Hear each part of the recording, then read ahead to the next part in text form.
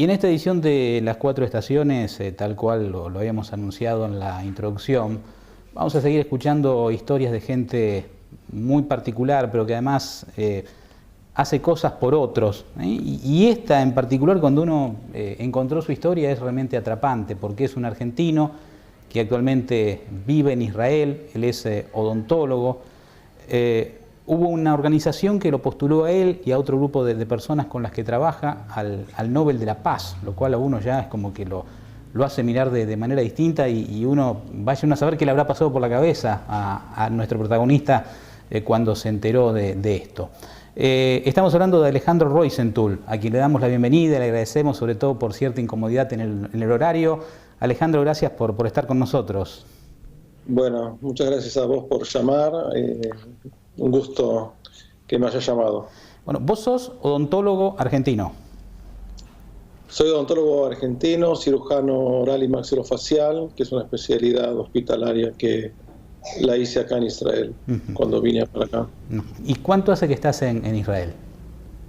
Y estoy hace 30 años, van a ser ahora, desde el 89. Del 89. ¿Te fuiste recién recibido o alcanzaste a trabajar en Argentina? Me recibí en el 86, fines del 86, de la Facultad de Odontología de la UBA y trabajé 2 años más o menos en Argentina, en una clínica y después me vine para acá. ¿Y la decisión de viajar a Israel era algo que uno más o menos iba pensando en su momento o también surgió de improviso? Eso surgió un poco con una inquietud mía de buscar cosas nuevas y de abrir un poco los ojos al mundo y conocer lo que pasa un poco más allá del Río de la Plata, ¿no? Y cuando estaba en Argentina trabajando y hablando con, en ese momento era mi novia, Juliana, que después ya nos casamos y le ofrecí tal vez irnos al exterior a hacer alguna especialidad, a ver qué pasa del otro lado del charco, a ver qué es el mundo. Y ahí surgió la posibilidad de venir a Israel. Y bueno, ya llegamos acá, hicimos acá, se hizo la especialidad de cirugía y ahí empezó toda la historia. Y cuando te fuiste ya con la idea de ir a estudiar o trabajar, y si estaba la posibilidad de estudiar, hacerlo. Yo siempre quise hacer especialidad, quise ser especialista. En ese momento, cuando estaba en la Argentina, no sabía qué es lo que iba a hacer. Pero sí, la idea era de trabajar y estudiar y hacer alguna especialidad así en Europa o en Israel. Era lo que me inquietaba, lo que me llamaba para hacer. Y bueno, por supuesto que llegamos acá, al norte del país. Nuestra llegada fue directamente al norte, a la ciudad de Tiberíades, que queda sobre el lago de la Galilea, que es una zona muy conocida históricamente.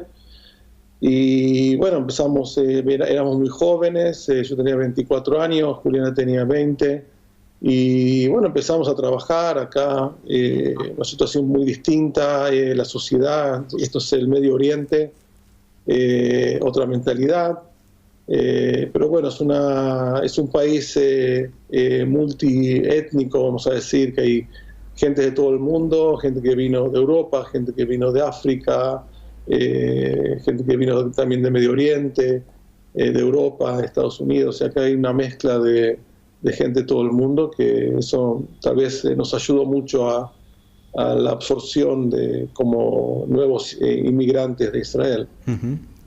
Justamente el hecho además de viajar joven, uno tiende a adaptarse más rápido, supongo, a las nuevas costumbres, ¿no? Sí, uno tiene que venir con la mente abierta, ¿no? Uno tiene que venir, dejar un poco que las cosas surjan, el idioma, no sabía, acá se habla el hebreo, que es la lengua nacional, y por supuesto que está el árabe, y al poco tiempo de llegar y vinieron 1 millón de nuevos inmigrantes de Rusia, o sea que se empezó a escuchar mucho el ruso. Sí, hay que estar muy abierto a todo. Y es un país que siempre abrió puertas a los inmigrantes, un país muy abierto, un país democrático, es la única democracia acá en el Medio Oriente. O sea que esto es un país donde la coexistencia de distintas religiones y credos y idiomas y culturas está muy aceptada, porque creo que una cultura se nutre a la otra, ¿no? Cuando uno vive junto y hay gente que viene de otros lados con otras culturas, uno aprende de esas culturas y se nutren unas a otras. ¿Puede ser que en algún momento de esa estancia en Israel hayas trabajado en el ejército? Sí, cuando llegué me hice ciudadano de Israel, y una de las obligaciones como ciudadanos es servir al ejército. Y bueno, estuve 1 año y medio en el ejército de Israel como oficial médico, oficial odontólogo, trabajando en Israel. Sobre todo trabajé mucho en las alturas del Golán, de donde estoy más o menos hoy en día, que quedan cerca de la frontera de Siria. Son los primeros paisajes que vi como soldado, que por supuesto trabajando en clínicas para soldados que están ejerciendo su servicio acá en el norte. ¿Pero eso te obligó, más allá de que eras profesional, a recibir algún tipo de instrucción militar o quedaste salvado de eso? ¿Salvado? No. Sí, acá. Sí. Bueno, acá no lo llamo como salvado, porque son cosas que uno aprende. No es solo algo negativo, tal vez en ciertos lugares tiene una connotación negativa, pero pienso que sí, tuvimos que tener alguna preparación militar,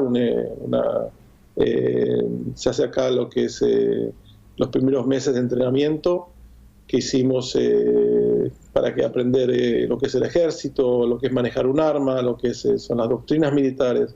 Sí, eso tuve que hacer. Por supuesto que no son cosas lindas, no es que vas a Mar del Plata a la playa, pero sí, yo pienso que eso me sirvió mucho como para aprender y integrarme a la cultura israelí, porque acá el idioma que se habla en el ejército, el idioma que se habla acá en Israel, viene mucho del ejército. Acá la gente, todos se sirvieron al ejército. Acá no hay números bajos. Acá todos hacen nadie se salva. Y los hombres hacen 3 años de ejército, las mujeres hacen 2 años en general, es el mínimo, y después se hacen carrera técnica o algunos estudios oficiales, por supuesto son más años. Y acá se habla mucho el tema del idioma ese del ejército, de lo que, por ejemplo, si vos te encontrás con una persona, lo primero que te va a preguntar es cómo llamás, y lo segundo es dónde estuviste en el ejército. Como en Argentina sería de qué cuadro sos. Como serías un camarada, ¿no? Como se dice. Sí. Y bueno, eso me metió así de prepo en la cultura israelí, y eso cuando salí de ahí después del año y medio, empezamos ya mi hijo ya tenía 1 o 2 años, que nació acá en Israel, Jonathan el mayor, que hoy tiene 28 años. Y bueno, y ahí empezamos, terminando allá del ejército, al poco tiempo ya empecé la carrera de cirugía maxilofacial en el hospital acá al lado de Tiberíades, una carrera de 7 años de jornada completa, donde en 1 año y medio estuve en Inglaterra para hacer también un máster ahí de cirugía. Ahora, bien decías que tu hijo nació mientras vos estabas allí en el ejército. ¿Es una permanencia, digo, como uno se imagina el servicio militar, que tiene que estar toda una semana o todo un mes en un cuartel, o uno tiene la posibilidad de ir y volver a su casa? Bueno, los chicos los jóvenes están por lo menos un mes, cada mes más o menos vienen un fin de semana a la casa, y a veces un poco más. Gente grande como yo, que llegamos ya yo entré al ejército a los 25 años y ya tenía un hijo, estaba casado, entonces lo hice como profesional, o sea, como si fuera hoy en día, si estás en Argentina, entras como odontólogo, como médico al ejército, vas al hospital y vas a tu casa, no te tenés que quedar. Tuvimos que, por supuesto, que a veces quedar una vez por semana de guardias o hacer cada 2 o 3 semanas un fin de semana, pero en general yo estaba en una base, lo que se llama base abierta, que se va todos los días a la casa. Y a ver, por ejemplo, bueno, cuento que la época que estuvo en el ejército fue en el año 91. Si te acordás que en el 91 fue la guerra con Irak, Saddam Hussein tiró los misiles, los Scud, tiró los misiles de Irak hacia Israel, o sea que fue mi primera vivencia de lo que es la guerra, una guerra verdadera, una guerra con sirenas y con misiles que te caen y que te ponen en peligro a vos y a tu familia. Y en algún momento, vos obviamente no venías, tu vida en la Argentina nada tenía que ver con esa tensión, con esas cuestiones que significan la vida o la muerte.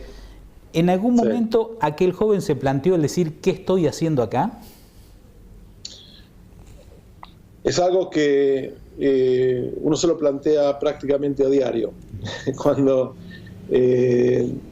uno ve un noticiero argentino, una película argentina, o cuando caen bombas acá, uno se pregunta, creo que la gente que emigra de su país de origen, generalmente uno se pregunta, y bueno, ¿por qué estoy acá? ¿Y por qué justamente acá? ¿Y por qué no estoy con la familia que dejamos, a mis hermanos, a mis padres, a los amigos? Sí, es una pregunta que uno se pregunta, pero también uno te puedo preguntar, ¿y para qué vivís? ¿Y por qué? ¿Cuál es tu función en la vida? ¿Cuál es tu misión en la vida? Y un poco fui sintiendo que la misión en la vida mía y de mi familia tal vez estaba acá en esta zona del mundo, ¿no? Y sí, cuando suenan las sirenas uno se pregunta, ¿y por qué estoy acá? Pero por otra parte también a uno lo afirma que es el hecho de que tiene que estar acá, porque yo estudié una carrera que es de cirujano, que es hospitalaria, que es de curar gente herida, y justamente acá en los hospitales de Israel pude en cierta manera llegar a esa vocación mía desde chico de curar a la gente. Y ahí dejas de preguntarte cuando tenés un chiquito herido y lo curás y tratás de salvarlo, a veces también lo salvás, entonces uno dice, bueno, estoy acá porque tengo que estar acá, este es mi lugar, este es el lugar donde tendría que estar. ¿Y qué tan importante es el apoyo de una esposa, de los hijos? Porque digo, uno puede tener un convencimiento muy firme, pero también hay una familia detrás de uno. Es evidente que si no tuviera el apoyo de mi mujer, de Juliana, no hubiera podido llegar absolutamente a nada, porque en su momento cuando llegué al país trabajé como odontólogo, y cuando quise hacer la carrera de cirugía tuve que hablar con ella, tuve que pedir el apoyo de ella también. Eso tenía una connotación económica también, de dejar todo lo que es la odontología y la buena vida, y ir a trabajar jornada completa al hospital y hacer guardias 3, 4 guardias por semana y no dormir en casa, estar fines de semana enteros en la guardia sin ver a los chicos, y mi mujer con 3 hijos trabajando duro y criándolos, porque mis chicos de chicos los crió Juliana, y no, por supuesto que yo no tenía tiempo de criarlos, o sea, los veía solamente el fin de semana, y a veces tampoco eso. Y cuando tuve la oportunidad de ir a estudiar a Inglaterra, de estar ese año y medio en Inglaterra, Juliana se quedó acá con los 3 hijos, y si no tenía el apoyo de ella, por supuesto tampoco podía haber hecho esta experiencia en Inglaterra. O sea que esto es un proyecto familiar. Uno no hace las cosas solo, uno hace falta ese apoyo de los hijos, de tu mujer, que que te empuje y te diga está todo bien, anda, va a estar todo bien, yo me arreglo. Y por supuesto que muchas veces no se arreglaba y muchas veces faltaba plata, faltaba comida en casa y ella estaba todo bien, no te preocupes, vos seguís haciendo la carrera, seguí estudiando, que es lo que te hace bien. Por supuesto que el agradecimiento a Juliana es fundamental y ya hace 30 años que estamos acá, que nos casamos en Argentina y nos venimos para acá. Y hace poco estuvimos en Argentina, yo di una charla en Argentina y tuvimos la oportunidad de dar una charla en el salón de fiestas que nos casamos, acerca de lo que hacemos acá. Uh-huh. O sea que hace poco también cerramos un círculo de vida, después de 30 años, de volver a Argentina y contar lo que hicimos en el mismo salón que nos casamos. Uh-huh. Contar un poco lo que pasamos estos 30 años. Alejandro, ¿cuánto hace que estás en el hospital donde estás actualmente haciendo lo que estás haciendo? Yo empecé acá en el hospital de Safed, en el norte de Israel, hace 20 años, exactamente, en el año 98, donde me pidieron que abra el servicio de cirugía maxilofacial, que es un servicio que lo abrí completamente de la nada. Y bueno, ya van a ser justamente ahora esos 20 años que estoy acá. Por supuesto que el tema fue cambiando, la realidad fue cambiando acá, el tipo de pacientes fueron cambiando. Uh-huh. Fue una experiencia muy interesante lo que pasó acá estos 20 años. ¿A cuántos están de Siria ustedes? ¿A cuántos kilómetros? Estamos a 40 kilómetros en línea recta de Siria, estamos a 10 kilómetros del Líbano y estamos a 50 kilómetros de Jordania. Uh-huh.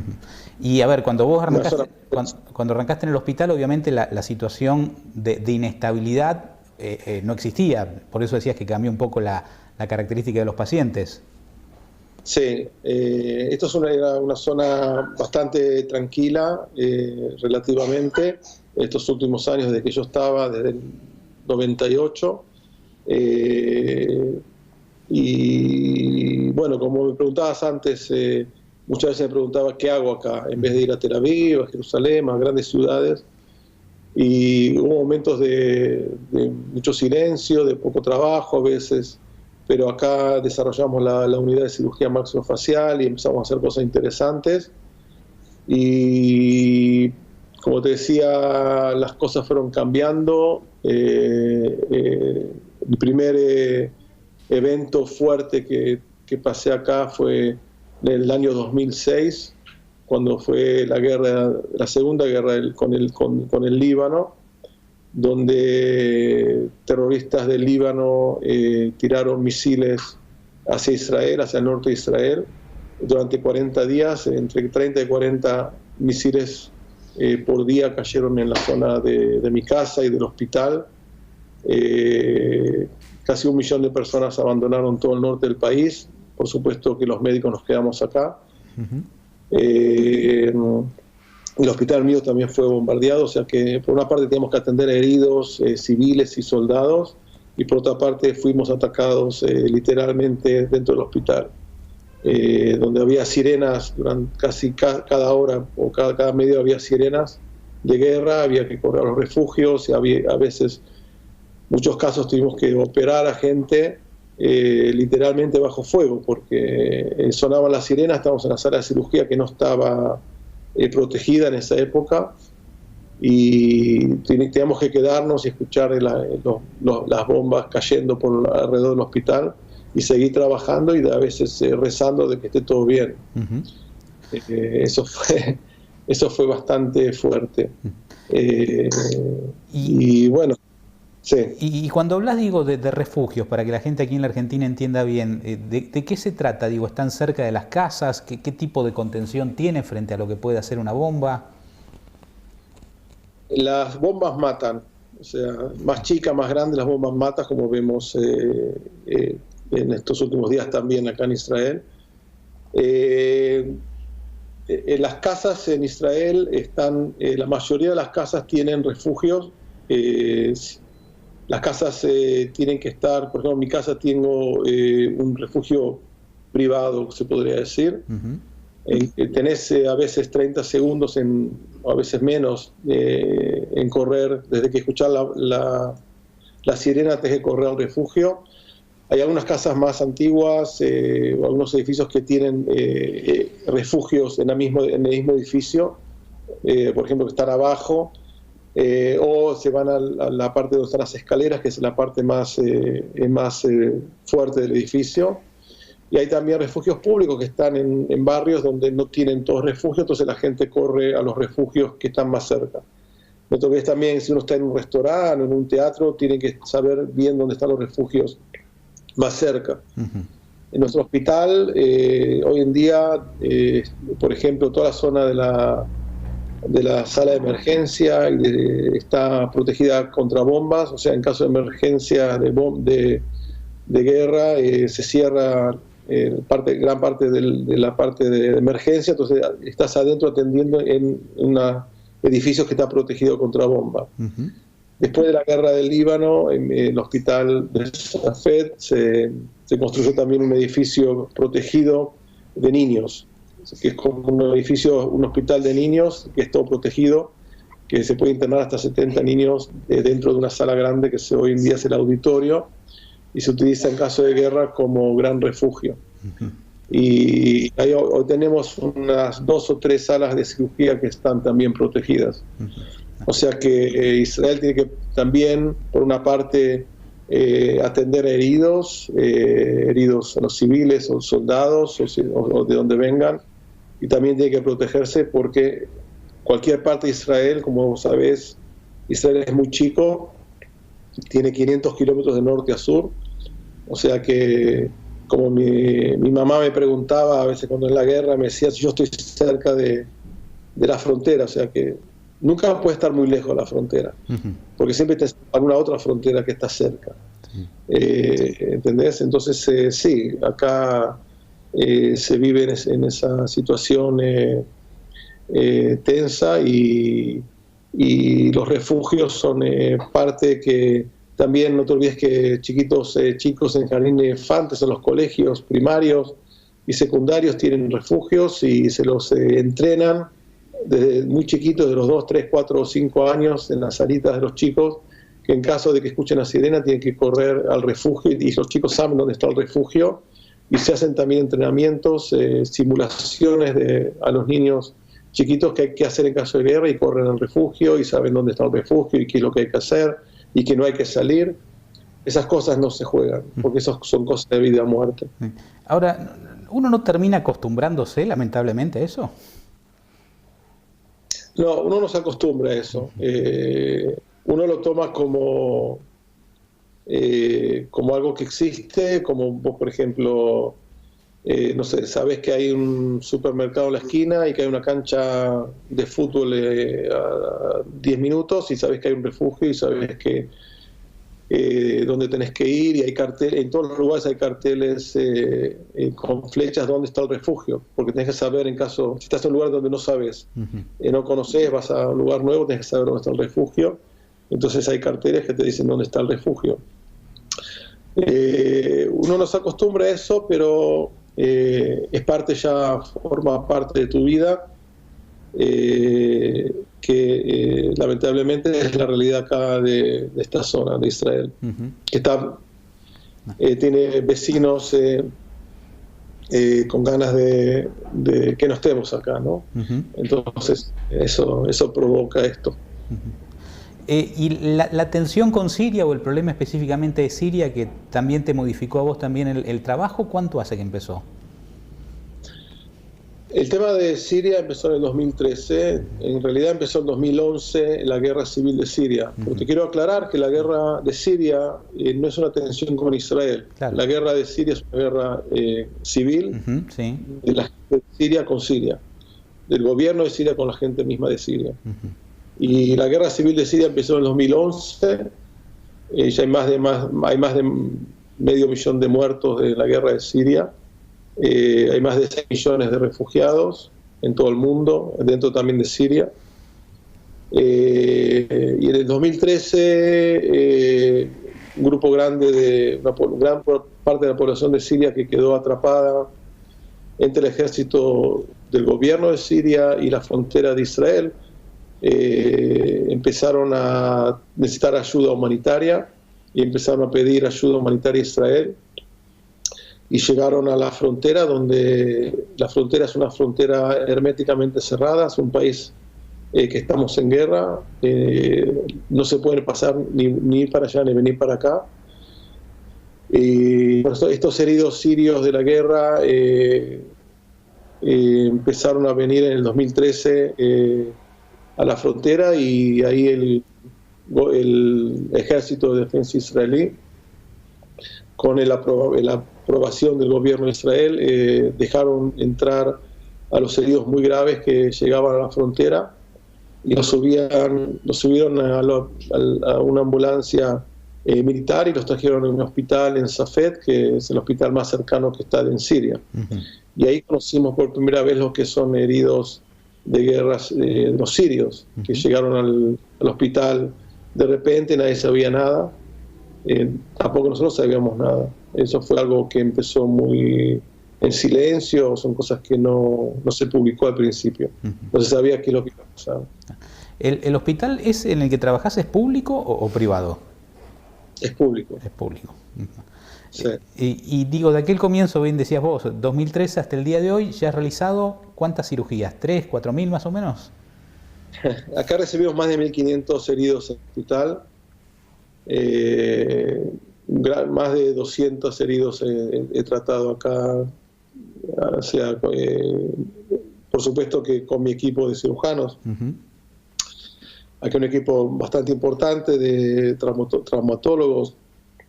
Somos 3 cirujanos maxilofaciales, hay traumatólogos generales, gente muy famosa, muy apta, muy profesional.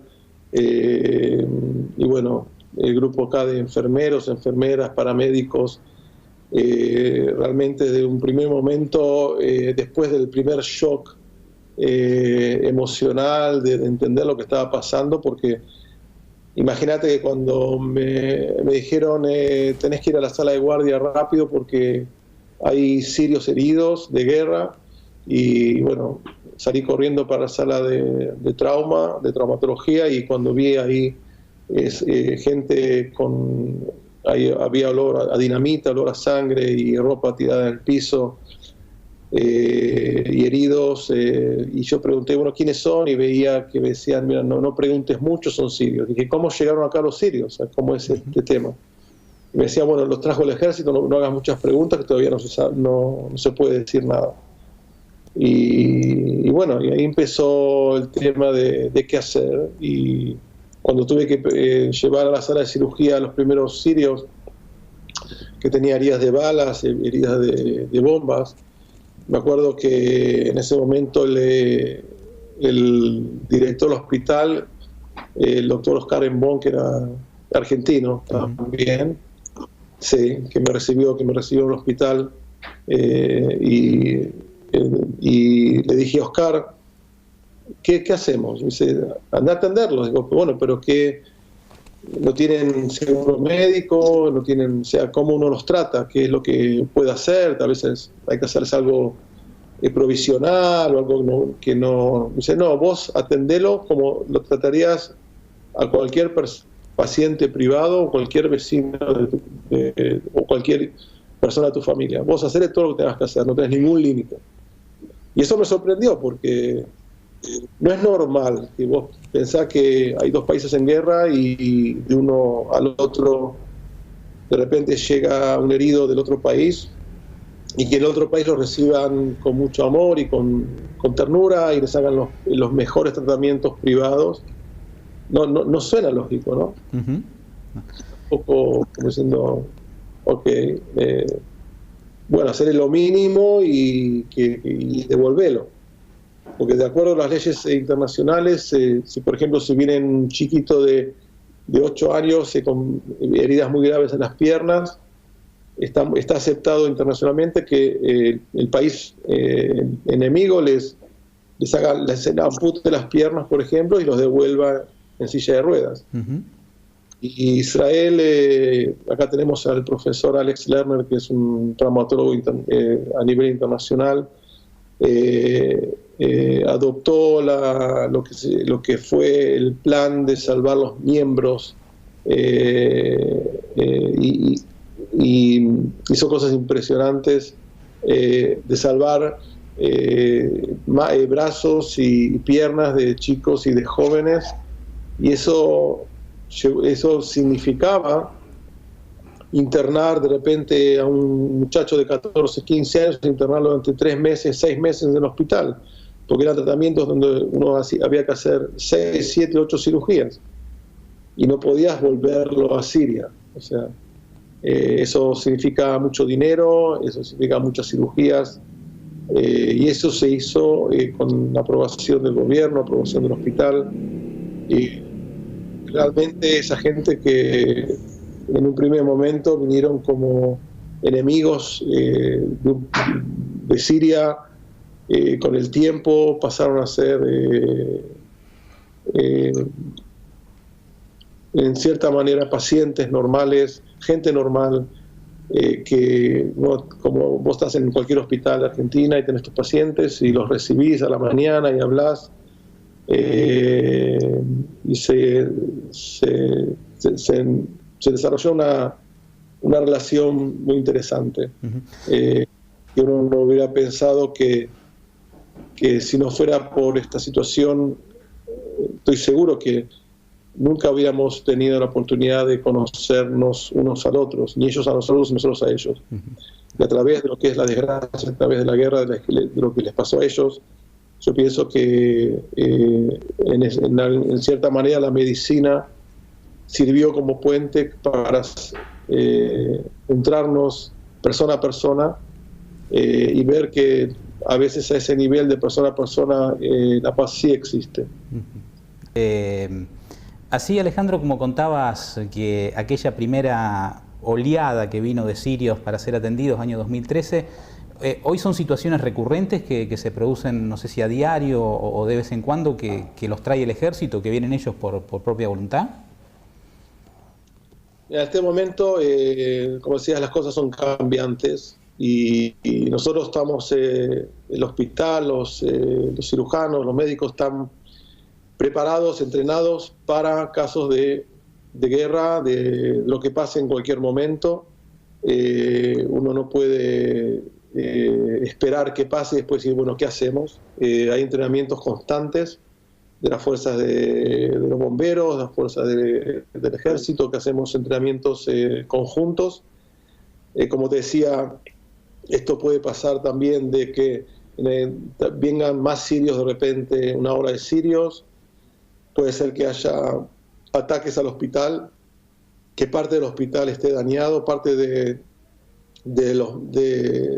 los servidores de la salud, de los enfermeros, de los médicos también estén heridos en esta situación. Y hace poco hicimos un entrenamiento muy importante para ver qué pasaba y cómo uno podía seguir tratando a los enfermos. Uno nunca sabe qué va a pasar con el Líbano, por ejemplo, si en un momento, por supuesto que hay amenazas activas de grupos terroristas del Líbano que amenazan en destruir Israel, amenazan en atacar Israel. Esto no está terminado, y uno tiene que prepararse todo el tiempo para lo que venga, porque nosotros decimos acá que no es en caso de que haya guerra o en caso de que haya un ataque, sino que el tema es cuándo va a pasar. Los pacientes, por ejemplo, los sirios a los que se les da el alta, ¿ellos vuelven a su país? Te lo pregunto por si alguna vez tuviste la oportunidad de volver a verlos después de, bueno, haberlos operado y que ya se han recuperado y que hayan vuelto a tener una vida medianamente normal. Sí, vos fíjate que acá vienen muchos chicos que vienen sin los padres, a veces los trae algún primo, algún hermano, y por otra parte también vienen gente jóvenes y gente grande con hijos allá, o sea que una vez que termina el tratamiento ellos quieren volver, todos piden volver a Siria, y se les arregla es cómo volver a su país en forma segura. Y sí, tuvimos muchos casos de que esta gente pedimos de que vengan para hacer una segunda cirugía o un tratamiento, un seguimiento, y bueno, esta gente a veces de repente, después de 6 meses, a veces un año, de repente aparecen en la clínica y dicen, ay, bueno, llegué, quería ver que tenía la fractura en la mandíbula, ahora había que hacer un seguimiento, un tratamiento, seguir tratamiento, y si vuelven, y sí, la gente vuelve a Siria, la gente sí que quiere volver a su país. Hubo pocos casos contados de que no querían volver o no podían volver y fueron llevados a otros lugares. Pero sí, ellos evidentemente la lucha de ellos está allá. A ver, vos cumplís con tu deber médico, supongo que en ese momento, digo, también hay una adrenalina, el hecho de estar operando, pero ¿por dónde canalizás? Porque digo, también en un momento llegás a tu casa, te sentás en un sillón y por la cabeza te deben pasar un montón de cosas de esa guerra tan injusta como toda guerra, de esa gente que no tiene que ver nada con nada y sin embargo llega en condiciones a veces miserables y ya con la muerte ahí rondándole. ¿Dónde canalizás eso para no volverte loco? Yo pienso que llego a mi casa y el balcón de mi casa da hacia el norte. O sea, yo veo desde el balcón de mi casa, desde acá, veo toda la frontera con Siria. Y a veces me siento y miro la frontera y digo que la realidad de ese chico de 8 años que lo atendí ayer, en vez de lo que nos separa acá son 40 kilómetros, y la única diferencia entre mi hijo y mi vecino de 8 años que está en el colegio y están potreando ahí jugando la pelota, y esa distancia tan chica, yo veo las montañas que se ven a lo lejos, y al otro lado de las montañas veo me imagino ese chico, en vez de jugar a la pelota, te cuento con un caso de un chico que estaba en su casa, en el terreno de la casa, y vio algo que le parecía un juego y era una granada y le explotó y perdió una mano, perdió la vista, quedó ciego. Y me acuerdo de ese chico que le pasó eso y dije, qué injusta que es la vida, que la distancia esta de 40 kilómetros determina cuál va a ser tu vida y cuál va a ser tu futuro. Y yo pienso que en estos años de que estos heridos sirios vinieron acá, que vinieron a Israel más de 5.000 sirios en total, pudieron ver que las cosas pueden ser distintas, que hay otro lado, y el otro lado también es el mundo, que tal vez hay una posibilidad de que la vida sea distinta y no quedarse bajo fuego, bajo peligro de vida. Yo pienso que a mí me gusta la música, me gusta tocar guitarra, me gusta cantar, siempre lo hice en Argentina, lo hice en la facultad, lo hice acá, pero yo pienso que no sé si me dedico el tiempo suficiente como para estar contento o para estar tranquilo. Uno siempre tiene que estar preparado acá para lo que venga, y estoy muy, muy contento de que sí, que tuve la oportunidad de cierta manera de estar acá tan lejos y de repente poder atender y curar al enemigo, que son cosas que parecen muy extrañas. Que de repente que fue una oportunidad y tal vez una prueba hacia a mí mismo y hacia la humanidad de qué es lo que haría cualquier persona que se le cae a sus pies un enemigo, a alguien que de repente hace un mes le quería tirar un misil y hoy en día te está pidiendo ayuda, y es una prueba de humanidad. Yo pienso que el gobierno de Israel y la gente de Israel, los médicos de Israel, creo que demostramos que estamos más allá de esas cosas, de esas guerras, de esos odios, y que estamos dispuestos a atender y a curar a quien sea, porque eso va a transmitir algo más allá de lo que son los odios del día a día, y demostrar también al mundo de que la medicina puede curar las heridas del mundo y de la sociedad. ¿Te imaginás un futuro ya directamente en Israel o pensás en algún momento volver a vivir en la Argentina? Mira, yo cuando en mis 24 años de Argentina nunca pensé que iba a estar acá en Israel. Y ahora mis 30 años de Israel todavía, no sé, por ahora estoy acá, un poco la vida me va a deparar cosas nuevas o no, acá o en otra parte del mundo. Yo voy a estar donde mi familia y yo creamos que va a ser lo adecuado para ese momento, donde podamos cumplir y seguir cumpliendo la misión de transmitir esto a la gente, de hacer cosas por la humanidad, por las cosas pequeñas, o por supuesto que nosotros decimos que salvar una vida es salvar a toda la humanidad.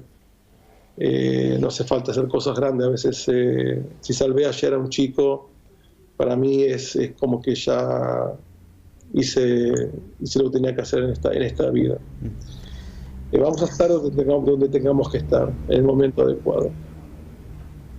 Y a ver, el día que abriste el diario, o el día que te llamó algún compañero viejo de la Argentina, algún familiar diciendo: acá dicen que hablan de un argentino al que postulan para el Nobel de la Paz. ¿No es como un poco fuerte eso? Es muy fuerte, en el sentido de que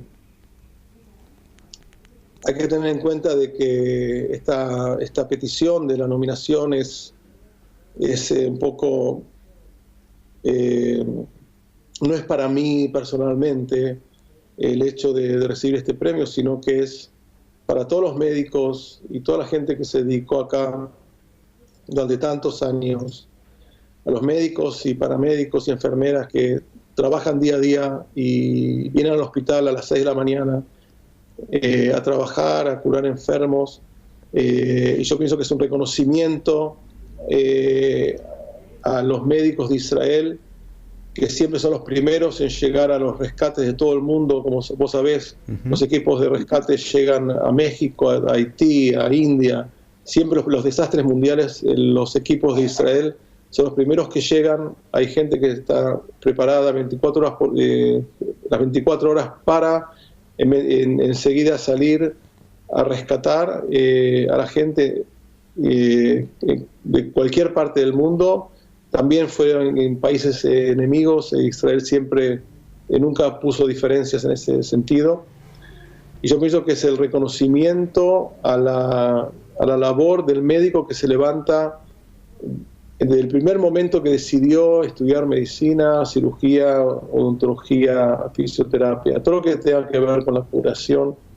Esa gente que decidió en algún momento en hacer esas carreras y dedicarse la vida a curar a la gente, yo pienso que a toda esa gente, no solamente de Israel, también del mundo, creo que se merecen ese premio Nobel de la Paz, porque estoy totalmente convencido de que la medicina es el vínculo para hacer la paz.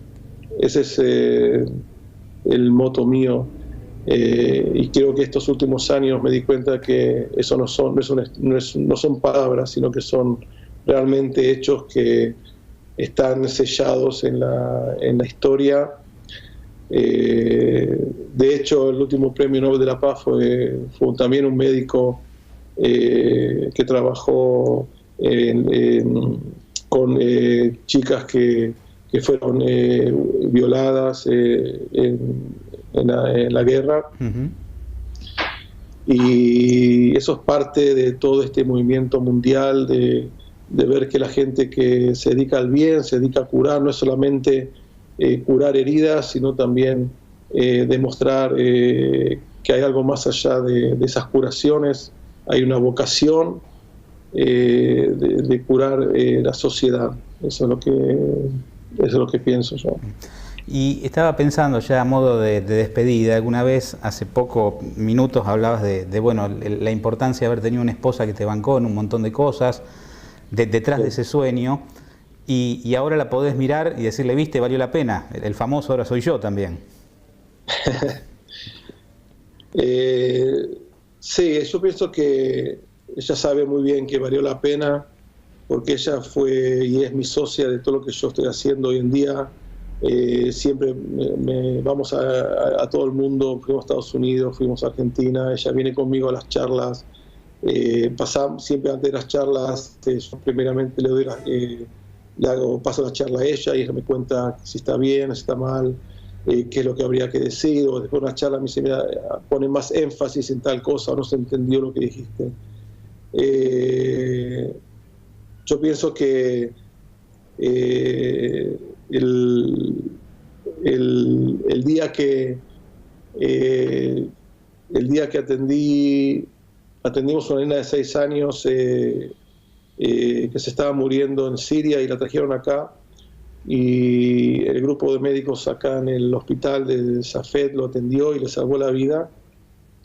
Y después de un año yo la atendí también por la parte odontológica, tuvo unas infecciones, y al año nos sorprendió que vino a buscar la insulina, que no tenía, y vino con la mamá, que yo también la conocía.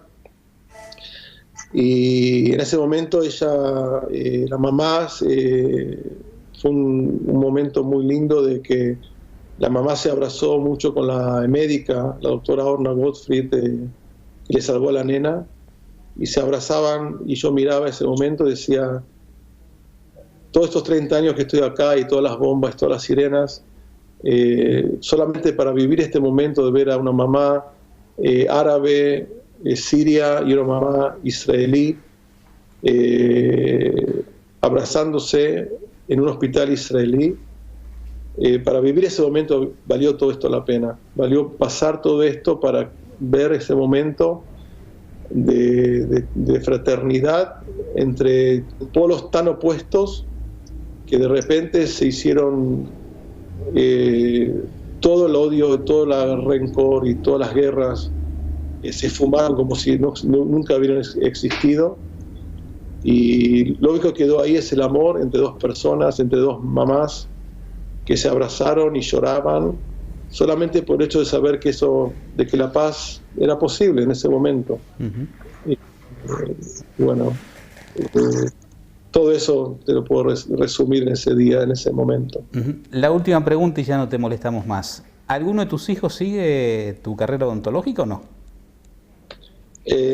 No. Ninguno salió odontólogo ni médico. Mi hijo Fir, el más chiquito, es voluntario en lo que se llama Ihud Hatzalah, que es como si fuera una Cruz Roja acá en Israel, y hay muchas partes del mundo también, que son voluntarios, que ellos van tienen, por ejemplo, mi hijo tiene una motoambulancia, donde él está 24 horas por día de guardia, donde esté, y tiene un radio llamada que lo llaman, y él en 2 minutos, en 1 minuto está donde lo necesiten, y es un equipo que está en todo el país. Hay ambulancias, hay motos, hay bicicletas, hay gente que va caminando, y eso es todo voluntario. Todo el grupo es voluntario, y él es parte de ese equipo. Y bueno, los 3 hijos míos mamaron de lo que es el dar, lo que es dar a la comunidad, de lo que es servir a la comunidad, de lo importante que es no mirarse el ombligo, sino que levantarse los ojos y mirar un poco al costado a ver qué es lo que necesita la sociedad. Y ellos son un ejemplo también de vida, de lo que es vivir en sociedad, y aportar un poco en cada parte, en cada lugar que uno se encuentra. No importa qué profesión tenés, pienso que tenés que levantar la vista y ver qué es lo que puedes hacer por tu sociedad, por tu barrio, por tu país, y no quedarte ciego en tu casa, ciego en tu profesión o en las cosas que uno quiere para uno. porque cuando uno aporta a la sociedad, lo que recibe es mucho más grande de lo que uno puede hacer por uno mismo. Alejandro, ha sido un gusto enorme, muchísimas gracias. Bueno, te dejo, buenas noches.